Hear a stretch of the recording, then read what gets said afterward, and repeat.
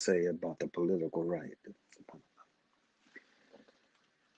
Bismillahir Rahmanir Rahim.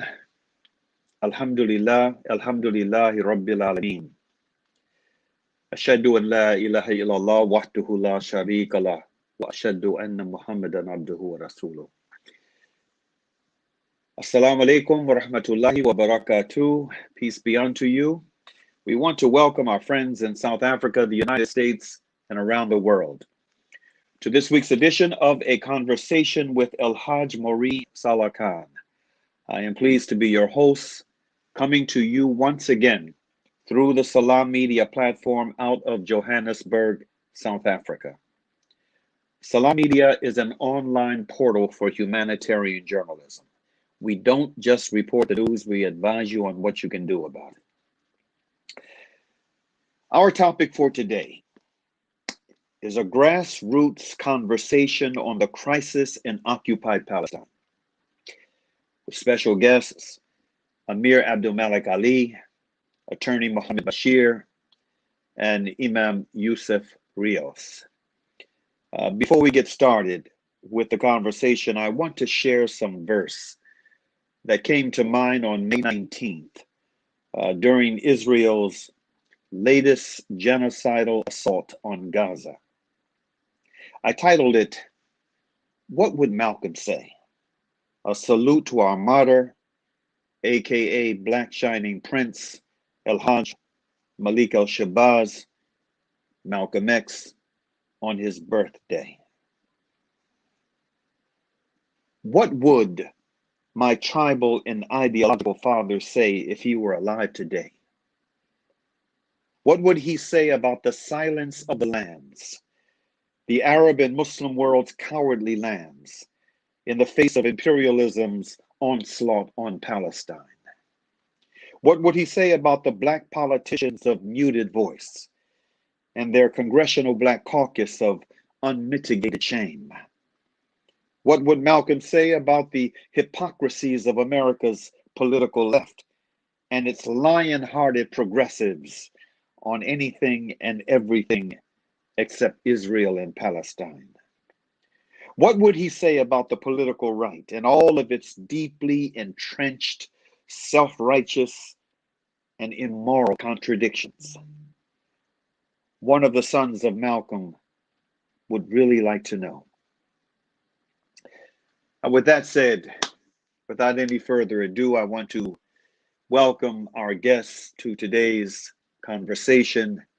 No need for an extensive intro on these brothers. They have all been with us on more than one occasion in the past.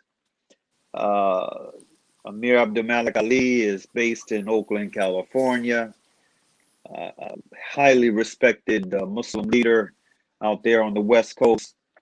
Our brother Muhammad Bashir is a retired attorney, but once an attorney, you're always an advocate. And he's a businessman, and he's been doing some stellar work here based in the Washington, D.C. area. And my brother Yusuf Rios, he's based in the Windy City of Chicago, and he is a scholar and an outspoken brother, and we are just pleased to have all three of these brothers with us again for this very important conversation on the crisis in Palestine. Welcome, my brothers. Assalamu alaikum. I think the first thing that we should point out is that despite the fact that there is a quote-unquote official ceasefire, it's not over. Just hours after the announced ceasefire, in fact, following Salatul Jummah, Friday prayers, a contingent of Israeli police stationed next to the Al-Aqsa compound came into the compound and started using crowd control measures once again, including stun grenades, smoke bombs, and tear gas. It's not over.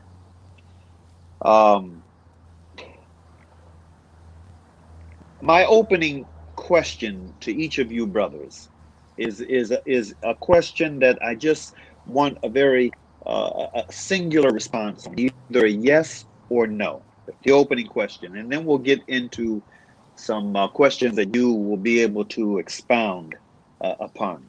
The opening questions, inviting a yes or no answer.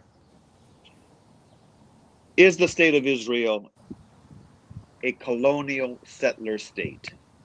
What say you, Amir Abdel Malik Ali? Yes. Imam Yusuf Rios? Yes. Muhammad Bashir? Yes. Is it an apartheid state?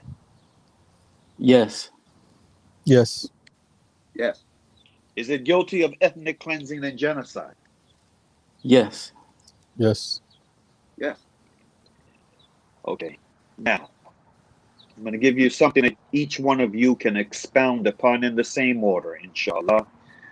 What are your thoughts on the latest conflagration in occupied Palestine, and what should the Muslim response be to this latest flare-up? We don't want this to be just a discussion about, the terrible things that are being done in occupied Palestine, the crisis on its many different levels. We want to have some rich discussion along the lines of what can Muslims do? What can Muslims and other right-minded people, committed Muslims and right-minded folk of other persuasions, what can we do to make a difference? So again, the question is, what should the Muslim response be to this latest flare-up? SubhanAllah.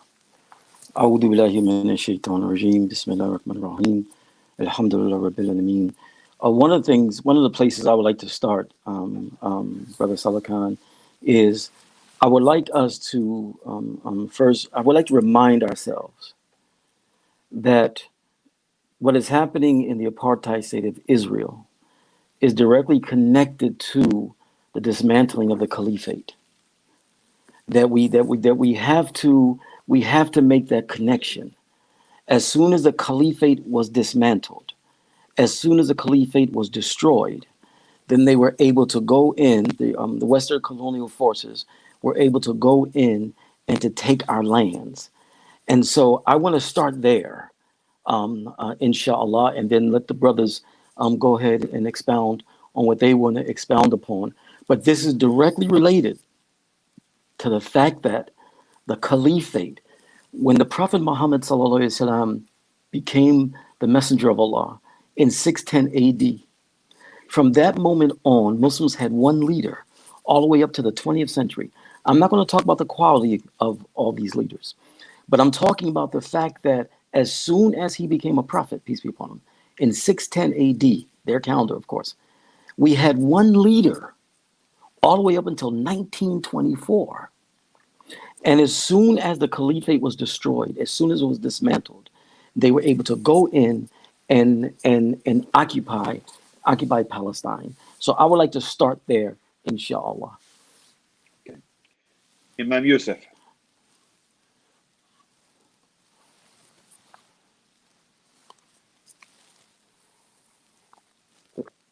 Can you reorient me a little bit? Excuse me? Can you reorient me a little bit with the question? Okay. And in fact, the question was, what are your thoughts on this latest blow up, this latest conflagration in occupied Palestine, and what, in your opinion, should the Muslim response be to this latest flare up? And especially, the Muslim response globally, but with a special emphasis on what should we be doing here in this neck of the woods in the United States? Go ahead. That's a compound question, but I think Amir Abdel Malik he segued really well into tying this into the historical reality of the pretty much the British Empire, and he took the side of the dismantling and the collapse of the Ottoman Empire, and I would take the other side of that, and I would say that we have to understand clearly what system was imposed. Our political discourse as a Muslim community globally and specifically within the Americas, it fails to have an open commitment to recognizing what has happened in Africa, what has happened in the Americas. So the liberation struggle of the Black liberation struggle is where the Muslims are disconnected, and we can't talk about Khilafah being dismantled without talking about the British Empire. And we can't talk about the British Empire without talking about the other empires that came before. And we can't talk about any of those issues without talking about transatlantic slavery and the dismantling of indigenous civilizations. Because the settler state, the reason why there's no response coming from the West is because they did the same thing. And so, if they were to recognize that there's an actual problem in Israel, then they would have to recognize that there was an actual problem with the African diaspora. So the Muslim community itself has to remove this ideological position that it has taken on Islamophobia, which decides to carve out race as a factor of analysis, put it to the side and say we're just being religiously discriminated against. And so we want to be part of the society. So don't discriminate against us, because if you discriminate against us religiously, it's not being fair. But we're not going to talk about the racial question. So when I think that our analysis, not necessarily people in this group, but in general as a community, is off. The language has changed though. The language of the settler state, that type of language, the language of the apartheid state, that brings us right back into the system of white supremacy. It brings us right back to Eurocentricity. And the Muslims are failing to deal with that question. We would have to deal with it anyway, because if we were to get a political state as Muslims, then what will be the position of the non-Muslim? Will we repeat the same drama? You know what I'm saying? So these are questions that we have to tighten up on. And I think that on the grassroots level, we have to organize better and realize the intersectionality, and people are scared of that word, of all of the Muslim dilemmas, whether it's Yemen, whether it's India. You understand what I'm saying? And we have to see how those things are tied into Palestine. And then we have to see how Colombia's tied into this, how the African American struggle is tied into this, how these struggles are really interconnected either in policy or in similarity, just like when we look as a reference point to South Africa. And I'll tone down on this point. South Africa is telling us that there was a race-based problem. So if we're saying that Israel is a race-based problem also, and we're saying that America, the US specifically, is a race-based problem, and India is a race-based problem, then we have to refine our thoughts. So I think, have to be more adamant and making sure our language is understood clearly, and that the policy reflects an understanding of our language. The foreign policy right now is continuously perpetuating a system, which no one wants to criticize. And that is the settler state, that is the United States, unfortunately. And that's the challenge that we're in, that, the United States is continuing perpetuating a settler state mentality.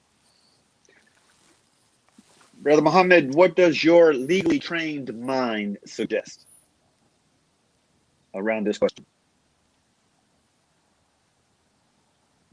Are you muted, brother? Yeah, I am. Alhamdulillah. Okay. Bismillah. Assalamu alaikum to all the brothers. First of all, I love these brothers. I love listening to them. And because, it's unique. I find myself in a unique position right now because I agree with everything that was said before me. When you're an advocate, you're always looking for the nuance of where you can put your argument, but I'm not going to. I'm just going to put it in my lane, and hopefully everybody, or at least someone, will appreciate it. What the brothers just described to you with the dismantling of the caliphate, taking it back to racism, white supremacy, is exactly what you see in Israel. And the question then becomes, where in fact did this particular concept that we are not willing to address, not willing to wrap our head around as Muslims, because we are locked up into this concept of Islamophobia. when are we going to recognize that this has predated us and it's a continuum? Manifest destiny, if you take the concept of manifest destiny and you lock it into what Israel is doing right now, they are basically saying that we have a divine right to the land there. That's exactly what the Catholic Church said in 1300, and when they in the 14th century, when they were sending out what they considered to be explorers, when they really were conquistadors and they were really conquerors, etc. That we have a right by virtue of faith, our religion, our church, and they put it into the law, and they made it part and parcel of the law, and they made it part and parcel of every place that they set their foot at. That if they put their flag down, that they had a divine right. This is the exact argument that Israel is making, or trying to make, or at least trying to propagandize to the world, that somehow they have a divine right. So the question then becomes, look around, as the Imam said, look around to places like Colombia, look at places like Brazil, look at places like Central America, look at Africa, and look and see what is the consistency, especially as Muslims. Because again, we cannot lock ourselves into some isolated incident as opposed to checking out the entire continuum, because we'll miss the entirety of the picture. One of the things that we don't do here in America is we don't respect what's commonly referred to as quote unquote black scholarship or black thought. So even though we praise Malcolm, we don't really respect the thought process that brought about Malcolm. So let me throw out a scholar to you. Neely Fuller, who writes the contemporary code on racism. He says, if you don't understand racism and white supremacy, everything that you think you know about this society and this culture will only serve to confuse you. And so I say that if you go back right now, just start marching back. You go from Israel and its occupation and its apartheid state, and you go then to South Africa and its apartheid state. You can go to Nazi Germany and its concept of racism, white supremacy. You go back to American settler colonialism here in the United States, because all of these particular racist, white supremacist states borrow from what happened here in the Americas and what happened with the transatlantic slavery and what happened with the co-signing of Manifest Destiny to the Catholic Church that sent all these credence out into the world to destroy and conquer. And along with that. Yeah. A Gaza physician recently stated publicly that Israel, in its latest assault, targeted doctors and health facilities to overwhelm the crumbling healthcare system in Gaza, as well as other parts of Gaza's life-sustaining infrastructure. You know, its water purification system, its sewage system, the power grid. I mean, they only had a limited number of hours each day of power as it was before the assault. Untold thousands of Palestinians have been left homeless in the largest open-air prison in the world. Now, against that backdrop, someone brought to my attention an organization that I was not aware of. And the brother brought it to my attention to ask my opinion of it. From time to time, he does this. He brings very, very valuable information to my attention that he feels that I should be aware of, or he will want my perspective on. And he wanted my perspective on this because of how he was leaning at the time. I ended up, I read it, it blew me away. It really blew me away. And I ended up sending it to each one of you, and I hope, but I sent it early yesterday. I hope that you got a chance to get into it, and you'll be able to share some opinion on it, because it from my perspective, it is situated as, it has positioned itself to be one of the heavy hitters on the propaganda front for Zionism in the United States. The organization is called the Zionist Movement. I sent it to you all, linked to you all yesterday, and I encourage you to take a look at it before today's program. I'm going to just read a passage from it, and then invite each of you to weigh in on this organization with your opinion. Zionists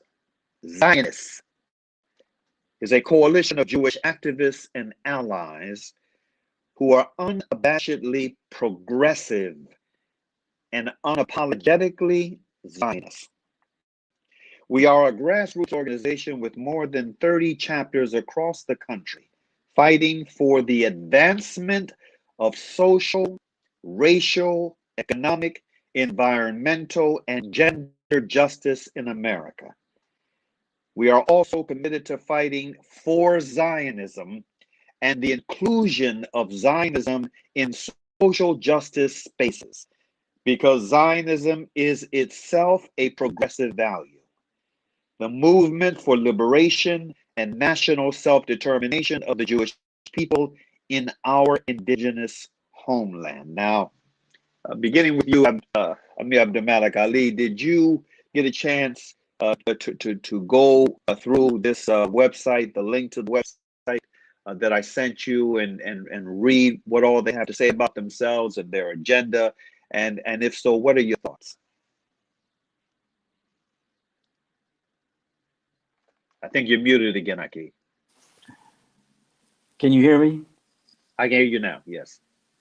I didn't get a chance to read it, but when you were reading it just now, it reminded me of Malcolm, when Malcolm said that one of the things that Zionists try to do is to give Zionism a pretty face, to make Zionism look like a liberation movement, right?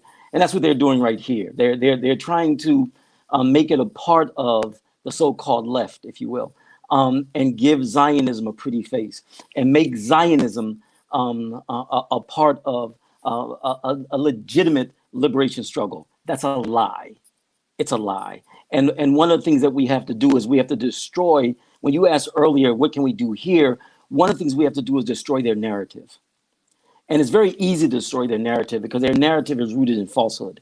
And Allah says when truth comes, it smashes the brains out of falsehood. So it's a narrative that's rooted in falsehood. It's a narrative that's rooted, as the brother said earlier, they took the concept of chosen people and they fused it with white supremacy. That's what they did. Chosen people and white supremacy were fused together, all right? And so now they see that world public opinion is shifting dramatically against the apartheid state of Israel. And so now what they're trying to do is they're trying to do damage control, right? Which is not going to work. The only people who will accept them are the people who have sold out and the people who are not truly grassroots, right? But that's not going to go anywhere. It's not going to go anywhere because, again, it's rooted in falsehood. And so what we have to do is destroy that narrative. We have to destroy that narrative that the Palestinian people themselves are the aggressor, right? Are not being occupied, right? That they are Goliath and the Israelis are David. We have to destroy their entire narrative.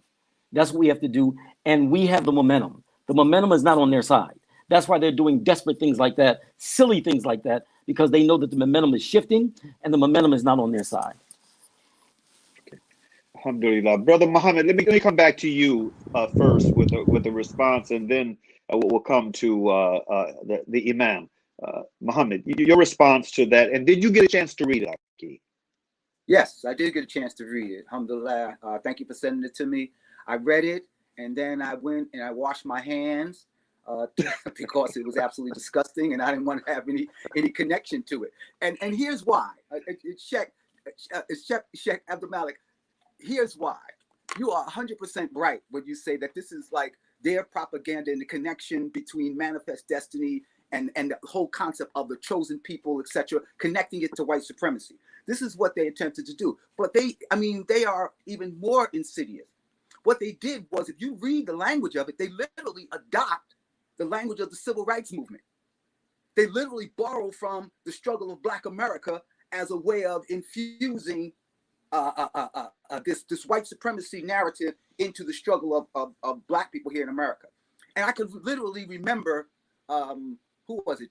Boehner, a staunch conservative, staunch public as a Republican, staunch white man, staunch racist, as Malcolm would say, to paraphrase him, saying that you need to judge people by the color of their skin, by the content of their character, not by the color of their skin. Adopting Martin Luther King as a way of suppressing the vote back in 2009, 2010. The attack, the way they constantly steal from the community as a way of saying, if we can just hit these themes, that would be enough for people to back off, because we say we are the ones who are standing for justice, we are standing for right. So they throw in all of the language of the civil rights activists, the civil rights movement, the rights for justice being sought out here, especially at a time now where people are mobilized around George Floyd, where people are beginning to see, or at least trying to connect the dots from today to yesterday, you know, so they adopt all of the language there and try to pawn it off as if it's theirs. But they can't get away from one thing, no matter how hard they try, and they try it really hard. They keep trying to conflate Judaism with Zionism. Zionism has already been determined by the UN to be racist. That's right. Judaism cannot be racist. The faith cannot be racist. All right? So then the two can't be compatible. But that's what they constantly try to do. So when you read lines that say a Jewish homeland and Zionism, you know you're talking about two things that are totally inconsistent with each other. And therein lies their problem. And that's part and parcel, in my opinion, of the narrative that we have to strike down. That the faith that people who have accepted Judaism as being their faith is not consistent with racism and Zionism and apartheid, which are three fingers on the same hand. Allah knows best. Alhamdulillah. And then before we go to Imam Yusuf for his response, I want to say something that came to mind as you were responding to this question, brother. One of the things that I've noticed over the years, and the first time I noticed it, I mean, it really jumped out at me. The first time I noticed it was when I was in Boston for an annual conference that featured as the keynote speaker on one of the 3 days of the conference, the late former Archbishop Emeritus Desmond Tutu of South Africa.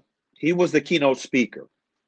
And this annual conference took place at the Old South Church. This is one of the oldest and most well-known and respected religious institutions in America. It goes all the way back to colonial times, the Old South Church.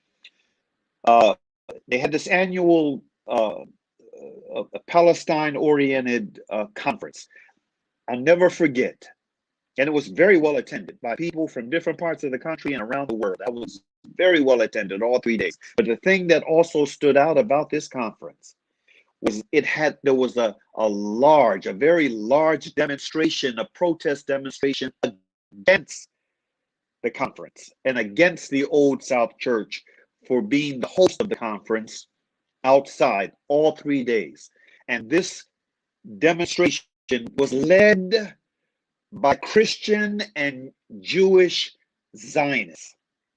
And one of the things that really stood out for me, you know, as I stood outside and I read some of the placards and listened to some of the rhetoric that was being trumpeted through the loudspeakers, they were using, I mean, they had images and some of the quotes of the Reverend Dr. Martin Luther King Jr. All right, supporting Israel, supporting Zionism. And just recently, I saw on one of the in one of the Facebook groups, see the Boycott Israel or Zionism, the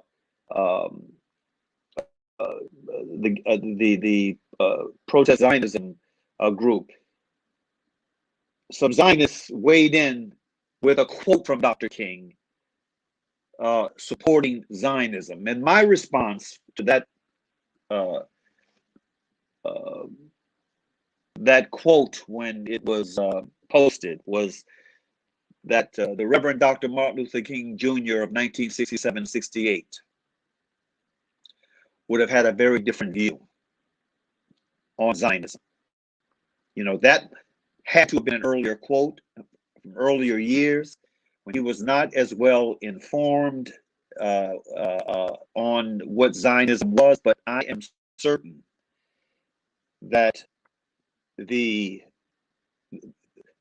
the Reverend Dr. Martin Luther King Jr. of 1967-68 were alive today, his position would have been the same as it was against the Vietnam War. And I say this as a challenge to Black civil rights folk in this country to step up and to stop allowing the Zionists to use Dr. King in this manner, the legacy of Dr. King, the memory of Dr. King in this manner. This is a challenge for those who claim to be on the path of the Reverend Dr. Martin Luther King Jr. and who claim to hold him up. You got to challenge the way that he is being used by these white supremacists, these bigots, these genocidal maniacs who are committing outrageous crimes against humanity and trying to use Dr. King as a cover. Now, with that said, Imam, you weigh in on this, inshallah ta'ala. Your thoughts. I didn't get a chance on that Zionist organization. You didn't read it? No, I didn't get a chance to be honest with you. I didn't. Okay. There was a brother who had posted a picture of a young child that lost their family. She lost her family. And I was in the midst of counseling a Palestinian family at the same time. And I just had to go to sleep, because of the destruction. Yeah. And I can make some comments in general on some points that are there. But that's up to you how you want to navigate that one. Yeah, please just weigh in on what you heard, that quote that I shared, and what our other esteemed brothers had to say. I think that a lot of the points that were made, there's a tremendous amount of synergy between us, and I think that it opens up to what Noam Chomsky had said, and it brings us back to our reality once again. Noam Chomsky had made the point that Christian Zionism gives the impetus to a lot of what is associated with Jewish Zionism, and it gives it its cover. And so Christian fundamentalism that's coming out of it, specifically the Protestant church in today's time, and we see it all in the Americas, is what is ideologically supporting this. Or else, if there was no rootedness in this idea of Jesus coming back on these terms, this would not be allowable. You understand what I'm saying? So I think that it has to be tied in once again to the issue of white supremacy and how those discourses have reshaped liberation struggles. I'm not going to deny that the Jewish community wasn't a problem and that early Zionism had taken on a different orientation. Before it became exclusively a settler ideology, just to be fair. But I think even that, it still comes back to the question of, for the sake of argument, we're willing to entertain that it was a liberation struggle, just for the sake of argument. But a liberation from what? And so if it was a liberation struggle, then it was a liberation from the problem of European society and how it navigates dealing with people that it X's out, it X's their humanity out. And so part of even Jewish philosophers have noted the problem of the master-slave dialectic, which they borrow from Marx, they borrow from Hegel borrowed from the Haitian Revolution, right? And the Haitian Revolution was when, those people who were enslaved, they rose up against the so-called master and overturned the dialectic, right? Overturned the dialectic of there having to be a master, there having to be a slave. Because that's the problem that we have here, is that they're continuously justifying that dialectic. So part of that Jewish community, which has internalized this type of Zionism, We're not going to necessarily, for the sake of argument, negate that you had a liberation struggle, but you have internalized that master-slave dialectic. You have not resolved that. And it was the same problem you had in Nazi Germany, right? And so then it becomes something that you want to institute and implement in another part of the world and label it a liberation struggle, and you want us to ethically write off on that.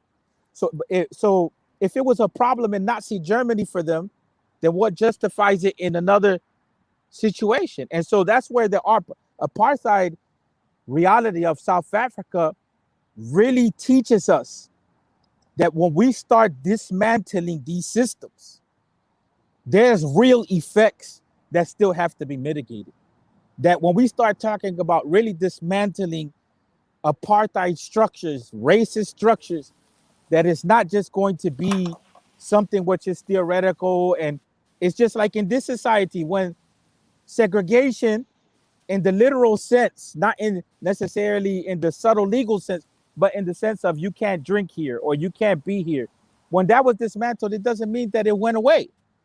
And so I think that this is the same thing that when we talk about the Jewish question, that the Jewish question for, what it meant in European society, the problem was not resolved. So there's an inherent internal contradiction in Western society, which the Muslims, Malcolm said it best, rahmatullahi alayhi. He said Islam can address this problem, but the Muslims themselves have not internalized those principles so that it becomes a revolutionary principle to transform this dynamic which exists in these legal systems and these civilizational outlooks and these definitions of humanity. Because really what we're talking about is the same problem that we see, philosophically that's there in Black thought. We're still talking about who's the human being. We're not, we're basically still justifying the concept that we're not all human beings. So as long as we have this idea in law, which we're not acknowledging people as full human beings, we're not going to go anywhere ideologically. The legal system has to change as well as the ideology. And so what we saw in Nazi Germany, what we saw in apartheid society, what we saw in U.S. segregation, is the reality which is being justified. And so Zionism, like you said, is just it becomes a religious cover in this current manifestation or iteration, for those practices on the ground. And so the question becomes for the activists, have we put that language out there strong enough so that people understand, the ideological underpinnings? Because for whatever reason, they didn't get it in the time of Malcolm. For whatever reason, they didn't get it in the time of Mandela. For whatever reason, they didn't get it in the time when the world was going up against Nazi Germany. And we're just reliving this, but not only reliving it in Israel. This is what I want to keep emphasizing. We just watched a George Floyd case that went on for days. You understand what I'm saying? It went on for days to prove that the person was innocent. You know what I'm saying? George Floyd, after his death, had to prove that he was innocent. That's real. We're still on the same discussion on who's the human being. And this is where I challenge the Muslims, because we're failing on this front. Muslims have internalized the same racial structures and classifications and categorizations and haven't lived up to the legacy of Malcolm, or further than that, the legacy of the Prophet, and dismantling this type of system. And we're not talking about a utopia here. And I think that's where the Muslims are like, they treat the religion from an angle of utopia. Well, yeah, there's no racism in Islam. But we're not talking about internally Islam. We're talking about an interpersonal relationship between Muslims, and we're talking about in legal systems and institutions. We're talking about manifestations of racism and prejudice, and systemic injustice, which couldn't exist in the past because those mechanisms weren't there in the same way. So our analysis and our practice, it has to be updated, and I'm sorry to be a little long-winded on that one. Can I say something, brother? Saalakhan, real quick? Yes, go ahead, brother. Yes. We have to destroy that. And what I'm saying is that when they talk about trying to align the Zionist movement here with the Black liberation struggle, It's African Americans in particular who have to destroy that narrative. We have to destroy it, and it's most likely going to come from the youth, and it's most likely going to come from the Muslims who do it. Ironically, Brother Saalakhan, one of the things that we're seeing is that the people who are embracing late 60s Dr. King, besides the youth, are some of the Muslims who are embracing late 60s Dr. King, the more activist-oriented Muslims. You know, we do have some Muslims who are still afraid, but I'm saying the more activist-oriented Muslims, those struggling fi sabilillah, they're embracing late 60s Dr. King. So if these people want to try to align their oppressive genocidal movement with the Black liberation struggle, we have to be on the forefront to tell them, no, you can't. Every oppressed people have a test, Brother Saalakhan, that when oppressed people are not oppressed anymore and they have power, they got a test now. That test is, are they going to become like their oppressor? Or are they going to be standard bearers for justice? What the Israelis did, they flunked the test. Yeah, they went through some serious hell over there in Germany. But when they got power, they became the oppressor. And now they want us to follow them. Any oppressed people who align themselves with an oppressor against another oppressed people forfeit their right for justice. And so they flunked the test. So now they're trying to associate Zionism with our struggle.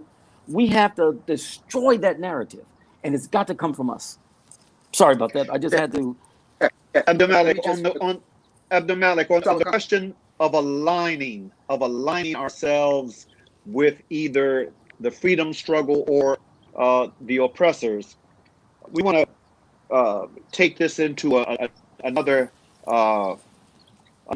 angle of discussion now. Politics. Right now, there's a big race about to take place next month in New York City, one of the most important cities on the global block. The two front runners are an African American and an Asian American. All right, Eric Adams and Andrew Yang. They both came out with statements that were rather damning, just as the sacrilege that was going into high gear in Occupy Palestine. Eric Adams, I don't know which one released their statement first, but this is what Eric Adams, the African American, had to say. Quote, today on Yom Yerushalayim, Israel came under attack from Hamas-fired rockets in Gaza. Israelis live under the constant threat of terrorism and war, and New York City's bond with Israel remains unbreakable. I stand shoulder to shoulder with the people of Israel during this time of crisis. Now, this is what his campaign, the statement that his campaign released.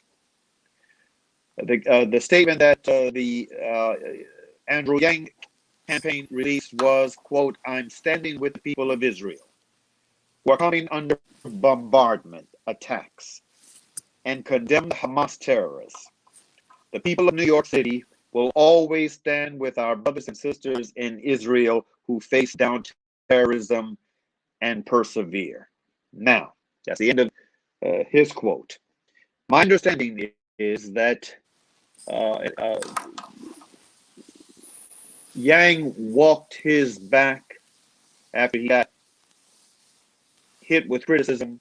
They both did, but Yang reportedly walked his back with an apology. I haven't seen it. I don't know exactly what it said, but this is what I was told. He walked his back with an apology. But the African American brother has not yet apologized or walked it back. Meanwhile, and this is very important.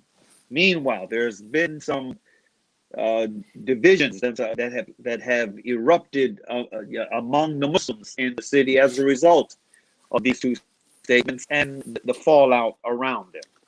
I just saw a statement released by quote unquote Muslim grassroots leaders of African descent.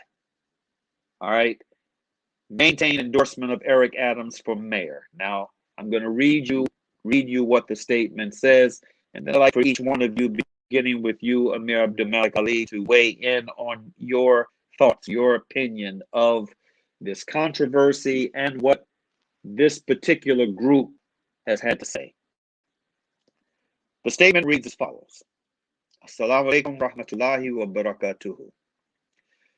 This past Eid al-Fitr, Eve, we were informed of the decision of some Muslim leaders and activists to withdraw their endorsement issued under the umbrella of New York Muslim Action Network of Eric Adams for Mayor 2021. As grassroots leaders, we were not part of any meeting with representatives of the candidate held prior to withdrawal of the endorsement, nor were we consulted on the agenda or talking points for any such meeting. We respect the right of those who participated in that shura or consultation to make a decision. Nonetheless, we are not bound by it. Now listen good. As Muslims, we share the moral outrage of many at both the recent and ongoing manifestations of the oppression of the Palestinian people, and indeed of all people, including our own. As Muslim Americans of African descent who are NYC, New York City grassroots leaders, seasoned not only as activists, but leaders of congregations, we assert our right to speak and act for ourselves on behalf of those men, women, young people, and children whom we represent.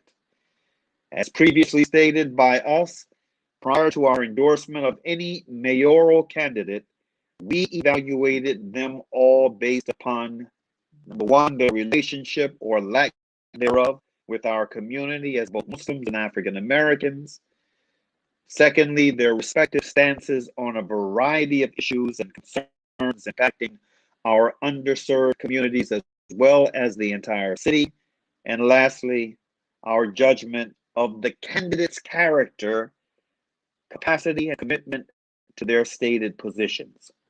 Based upon these factors, we maintain our endorsement of Eric Adams for New York City mayor. The statement was issued on May 21st. Now, before I share with you what my response was to that statement, I'd like to hear what your thoughts are. Beginning with you, Amir Abdel Malik Ali. Real quick, because brother Muhammad hasn't said anything in a little while here, so we need to.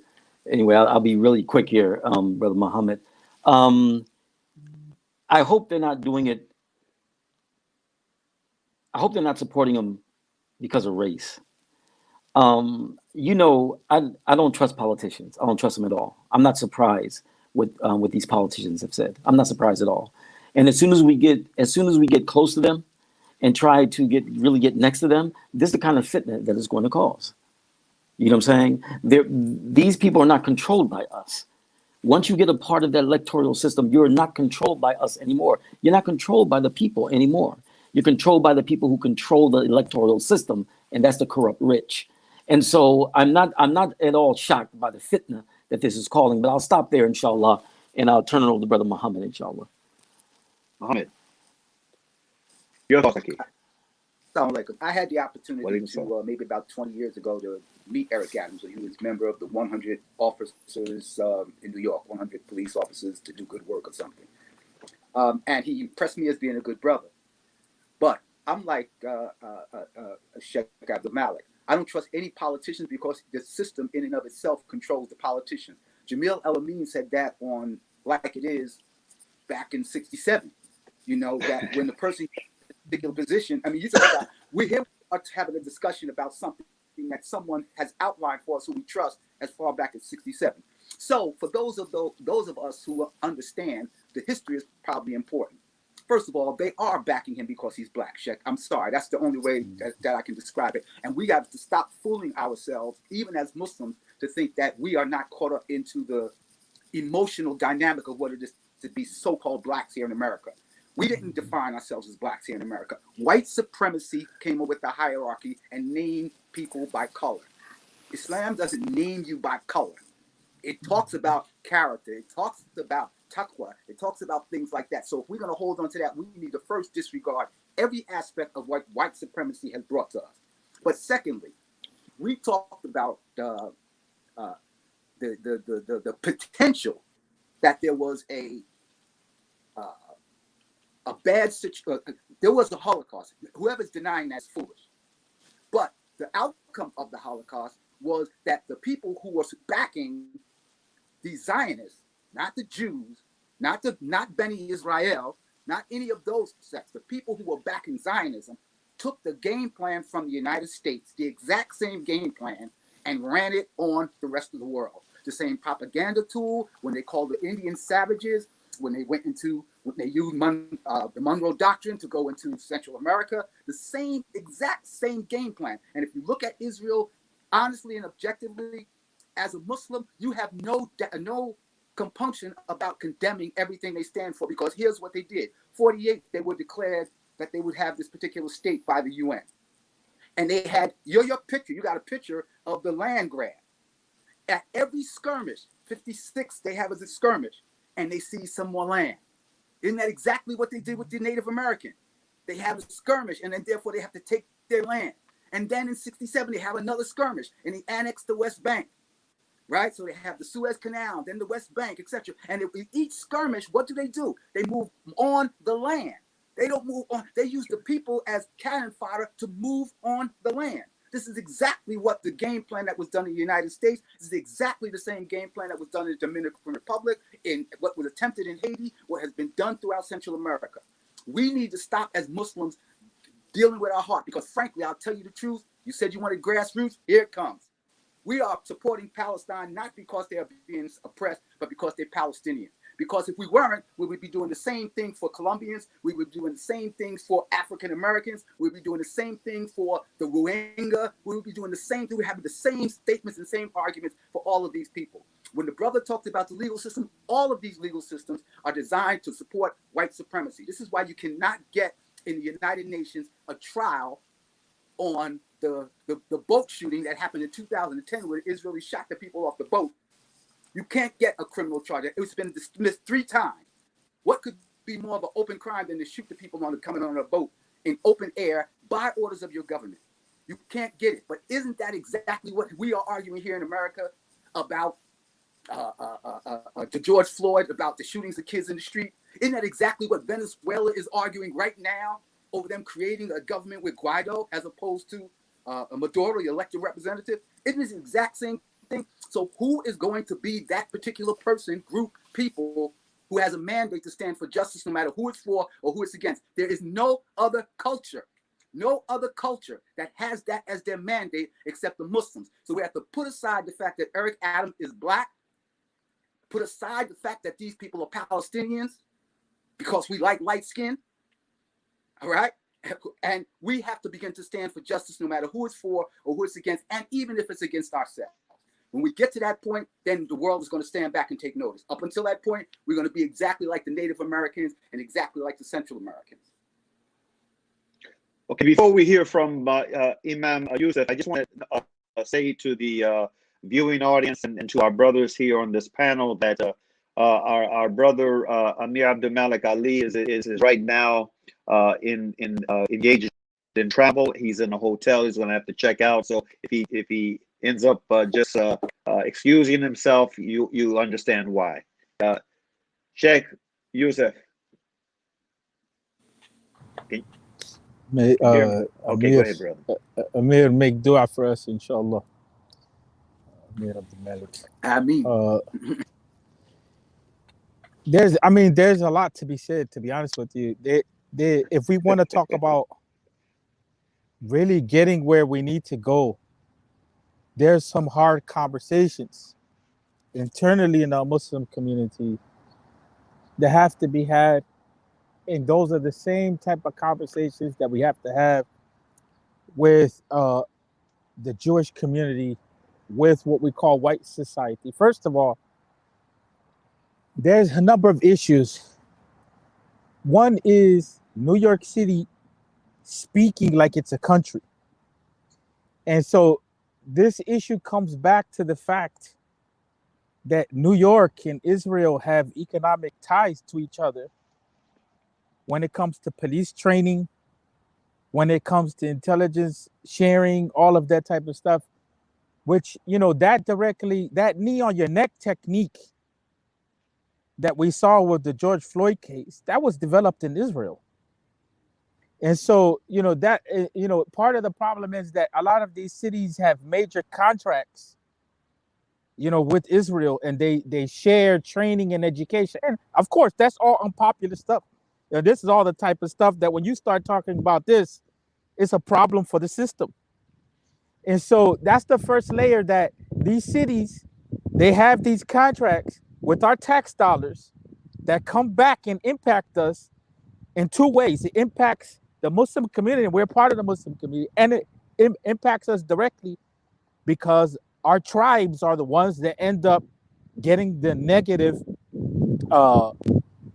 effects of what those contracts mean.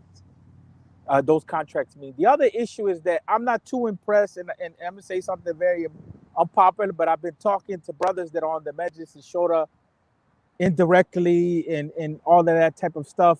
Look, the reality is that we have divisions in the Muslim community, and they're divisions that are they have been based on a while on, do we deal with foreign policy or do we deal with domestic issues? And then we have ideological divisions. The Muslim community in New York played a dangerous political game, and I openly talked about that. They played a dangerously political game in the way that they were endorsing people. It just so happened that this situation with Palestine erupted at this time with the election. But like one of the imams says, this happens every year around Ramadan, that they have these issues. So the Muslim community, I mentioned this before, thousands of dollars and millions of dollars have been spent on Islamophobia and building masajid, but we haven't built power. So in a place like New York City, although it was a center, it was a Mecca for the indigenous Muslim community and Islam overall. Because when you go back to State Street Masjid and all of that type of stuff in terms of dawah, the Muslims have failed to have a ground in New York in the actual voice. And so there's another issue that we don't want to talk about too. When we talk about internalizing oppression, the relationship between the Black and the Arab community isn't all that great. Even the way during these realities, there's actual skirmishes amongst us with regard to how language is co-opted from the Black struggle to talk about the Palestinian struggle. But then in our inner cities, the way that we deal with each other is we undermine our own well-being. You know what I'm saying? We as a Muslim community and certain segments of the Muslim community have undermined all of the work for liberation and justice by the way that they deal with the Black community. I'm just going to put that on the table. So these things are interconnected circular, in a cyclical way. And the more that you have the understanding of the dynamics, and we have the language that's in place, and we are able to bring down each issue and attach it to principles, the more clear we're going to be. And like our lawyer said here, we don't respect Black thought. And as long as we don't respect Black thought, we're not going to understand dehumanization. You understand what I'm saying? We're not going to be able to get into any sort of justice struggle. And we mentioned this before.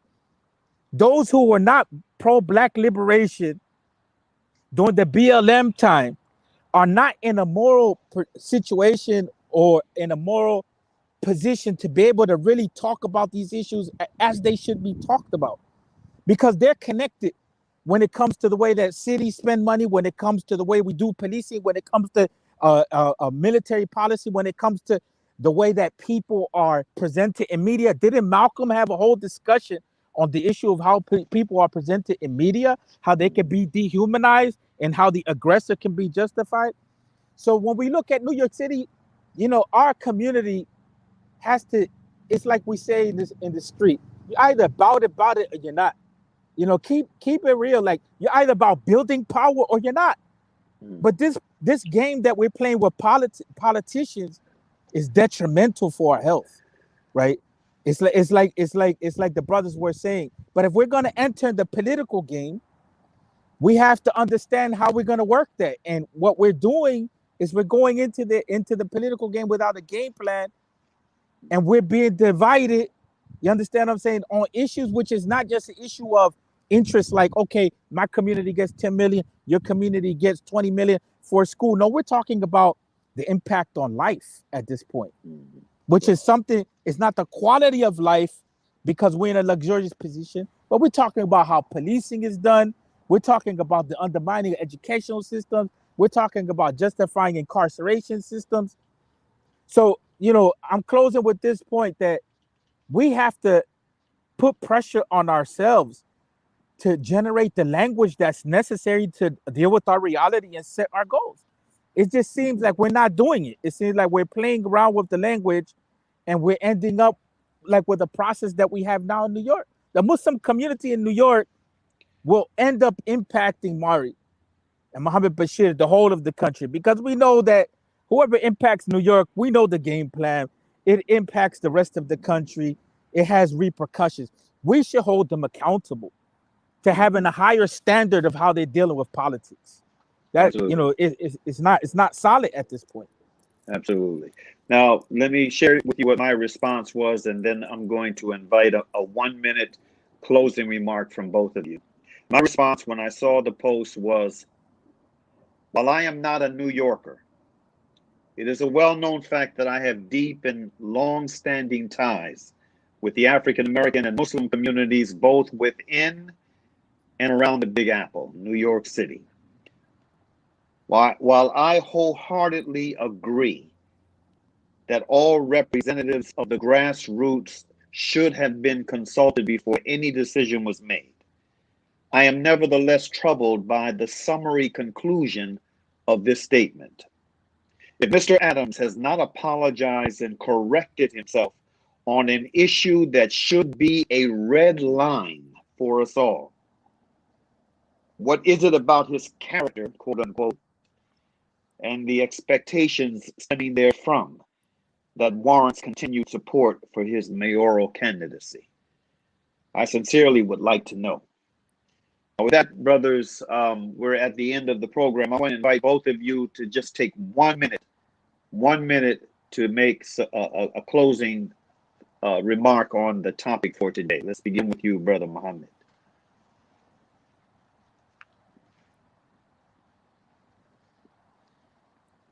You're still muted, Aki.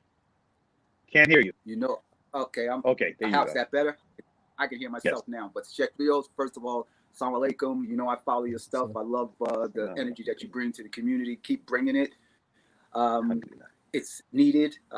Tonight I'm going to be, and this is on topic in case you didn't know, tonight I'm going to be on WBGR radio, WBGR.com, discussing, are you ready? I Buried Malcolm X, a book I edited for Hajj Hisham Jabra. The reason why that became a topic and I put it on a Facebook post is because I saw a television program where the Muslims on this program were attempting to re-identify Malcolm X on his birthday, redefine him, the same kind of stuff that we see here. And again, that's the division in our particular community, and we are the community. I always like to analogize our community to Musa. Musa alayhi salam is born and birthed in the house of Pharaoh. Reason why I believe Allah sends him, and I say I believe, so you can't chalk this up to Islam. I believe that Allah sends Musa back to them is because he knew, he was raised in that house. He knew what that house could present. Even to the point where Musa says, basically says, oh Allah, you're going to have to show me something. I know what they can do. And then Allah shows him the miracles of the staff and the hand, etc. We are like that. We are built into this culture. Every culture that comes here should be looking to us, our communities, the people who have fought this struggle of trying to dismantle racism, white supremacy for the last 400 years. Because it's not just local. We're the ones who understand the people who hold the purse strings for all those people who are practicing it around the world. And we should be the ones in the forefront as Muslims of leading the charge against racism, white supremacy. Wherever it shows up. Is our brother Imam Yusuf, is he still there or has he left? I know that our brother Amir Abdel Malik Ali had to leave and check out of his hotel. It looks like Sheikh Yusuf might have left as well, or he was disconnected. So inshallah ta'ala, we're at the end now. So I'm just going to close out, and I want to thank all three of the brothers for. Here he is. Here he is. There he is. All right, Sheikh Yusuf, I thought we had lost you, brother, for good. You got 1 minute, Aki. Just share a closing thought in 1 minute, inshallah. I mean, the only thing that I can say, Bismillah, is that I ask Allah to guide us and help us, is that we have to be more sophisticated in dealing with our struggles. Yes. And we have to centralize, our principles, but at the same time, we have to understand each other. And I think that, as long as the African American community continues to marginalize itself and be marginalized, we're not going to understand a lot of these issues that we're going through. And, that's what I close with saying, that Muslims have to be pro-justice across the board, and Muslims have to take seriously what it is that we're going through. And, and I just, beseech the African American community to, reorganize itself, especially the elders, and contribute back, or else we're going to be in an ideological hole. Yeah. Allahu Akbar. Okay. Alhamdulillah. Thank you, brothers. Thank you very much for your time, for your wisdom, and may Allah Ta'ala bless everyone who was able to see this live and those who will see it later, to be able to take away from it, inshallah Ta'ala, and use the information as a guidepost for what we need to do in order to become more effective in the struggle that has been placed upon our shoulders in this generation. I want to conclude with a message, a poetic message to my Jewish friends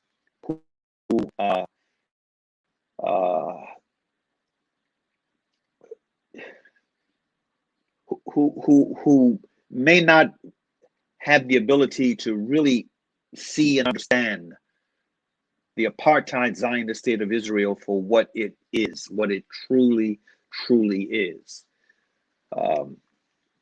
Hopefully these words that were written in 1982, after the siege on Lebanon, instigated by the state of Israel then, and the catastrophe that it visited upon the Palestinians and the Lebanese people in the wake of that siege.